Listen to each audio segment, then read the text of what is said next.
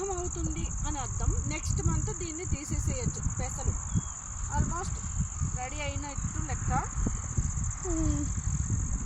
కాయ చూసారా ఇట్లా నల్లగా అయింది. నల్లగా అంటే ఎండుతున్నట్టు అనమాట. అంటే ఇంకా నెక్స్ట్ మంత్ ఈ పెసలు అనేవి తీసేయచ్చు. రెడీ అయింది. కిందకి జూమ్ చూస్తే అది కాయలు దిగి పెసరకాయలు.